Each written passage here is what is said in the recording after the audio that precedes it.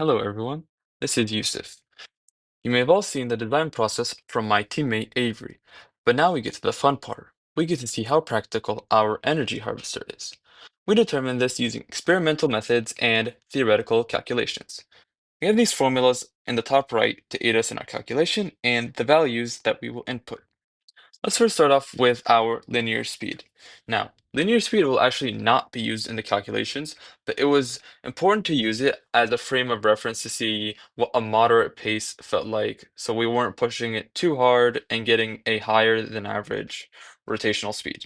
So we discovered that a moderate pace was 0.71 meters per second.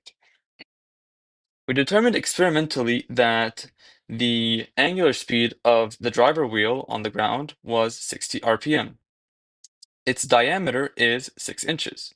The diameter of the driven pulley or wheel is 0.8 inches. We can use this formula right here to actually find the rotational speed of the driven pulley. So we have 60 times 6 is equal to 0.8 times n2, which is just our speed. So 360 divided by 0.8 equals n2, which is just equal to 450. That's pretty good for our cart. However, we determined experimentally using a slow motion camera that the actual angular speed was 300 RPM. So we need to calculate the percent loss. So we use this formula. So we get our actual result, 300 minus 450, divided by 450 times 100, yielding us a loss of negative 33.3%.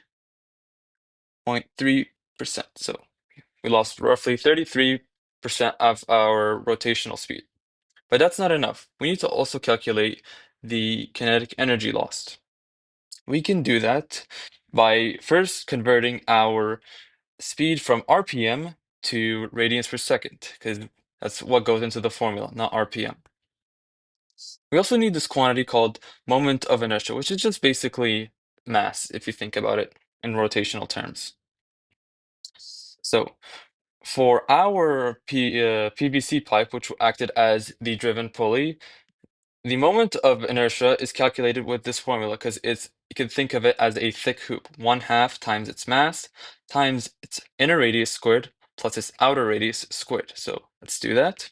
So I is equal to 1/2 times its mass, which is 0.154 times its inner radius, 0.0154 squared.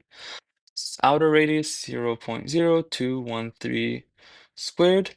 And that's equal to 5.32 times 10 to the negative fifth kilograms meters squared. We can now use this to calculate both the kinetic energy for our theoretical and experimental values. So let's do that. So 0.512 times our moment of inertia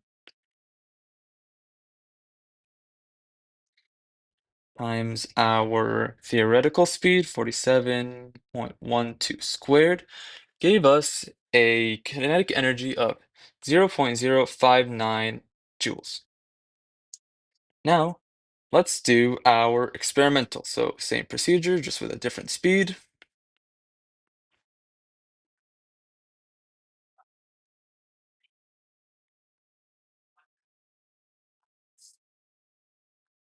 And that gives us a kinetic energy of 0.026 joules. Now, same process as the rotational speed, we just calculate the loss. So 0.026 minus 0.059 divided by 0.059 times 100 gave us a loss of 55.6%.